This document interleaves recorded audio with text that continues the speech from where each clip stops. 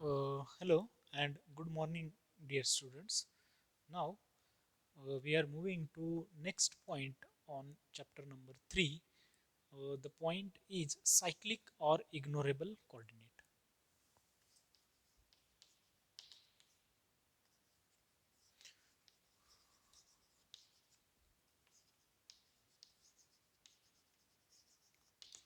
So what is mean by cyclic or ignorable coordinate? For that, we need to first of all understand Lagrangian. So Lagrangian is function of qj dot and time. Here qj is generalized coordinate, qj dot is generalized velocity. Now if a coordinate, we are saying if qk is the coordinate which is cyclic, then qk is absent in Lagrangian, means this qk is absent in Lagrangian, but qk dot means its velocity is present, means generalized coordinate is absent in a Lagrangian but its time derivative is present. Such coordinate is known as cyclic or ignorable coordinate. Then for such coordinate we can write Lagrangian equation is, we know that Lagrangian equation is d by dt of da by L by da by Qj. Here we can take Qk for that coordinate minus da by L by da by Qk is equal to 0. Now if Qk is absent in Lagrangian, derivative of Lagrangian with respect to Qk must be 0. Okay, since Lagrangian does not contain Qk, so if you take derivative of this Lagrangian with respect to Qk, this must be 0. So that will become 0, and we get d by dt of da by L by da by Qk dot is equal to 0, which means da by L by da by Qk dot is constant, and this term is known as Pk. So Pk is generalized momenta.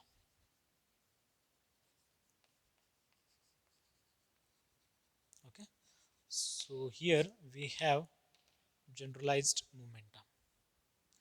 Now that generalized momenta is constant. So here Qk coordinate is known as generalized coordinate. Now we are moving to next point, which is Hamilton's equations. So before Hamilton's equation, we must know Lagrangian is T minus V. So capital H is Hamiltonian, which is given as T plus V. So Hamiltonian is addition of kinetic energy and potential energy. Lagrangian is subtraction of kinetic energy and potential energy. So again Hamiltonian is function of Qj, Pj and time. Since Lagrangian is function of Qj, Qj dot and time, here one variable which is Pj arises.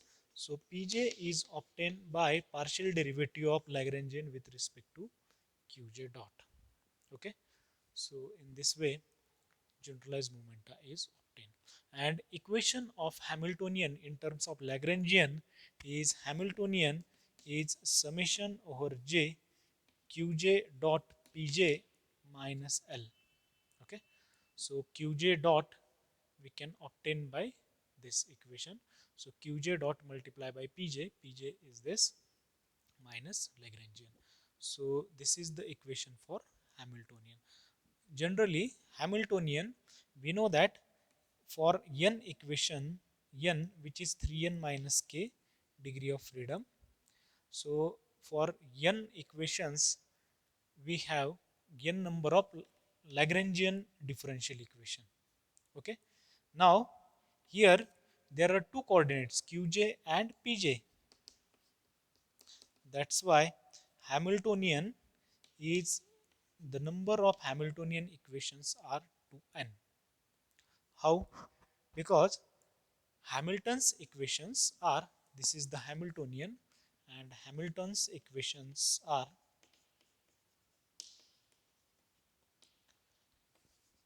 Qj dot is da by h by da by Pj, and Pj dot is minus da by h by da by Qj. So here for this and this, for given n we have two equations, one for q and one for p. That's why for given Hamiltonian, for given degree of freedom, there are two n number of, we can say, Hamilton's equation. Means if degree of freedom is 1, so there are two Hamilton's equation. If degree of freedom is 2, there are four Hamilton's equation. Now we are moving to last section of this chapter, which is phase space.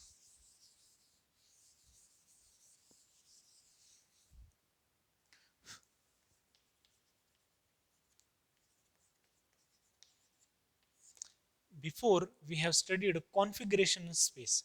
So configurational space is what? Configurational space is a space of generalized coordinates, QJs, okay, which is n dimensional. Now in phase space is the space obtained by Qj and Pj. Qj is generalized coordinate and Pj is generalized momenta. Okay, so again phase space is 2n dimensional, where n is number of degree of freedom. Okay, so n is degrees of freedom. Now, for example, for simple pendulum or simple harmonic oscillator, Hamiltonian is p square by twice m plus 1 half kx square. So we know that this is kinetic energy, this is potential energy, and this is equal to total energy. So we can obtain phase space as, if you divide this equation by E, so p square by twice ma plus, here we can write x square divided by 2. Okay, we can take this k to numerator, so twice e upon k, and this is equal to what? 1. So phase space is a space of x and p. So x is generalized coordinate and p is generalized momenta. So we can show that by using this diagram. Okay, so this is the equation for ellipse. X square upon a square, y square upon b square is equal to 1. Okay, so in this way phase space is obtained. Now with this our chapter number 4 is finished.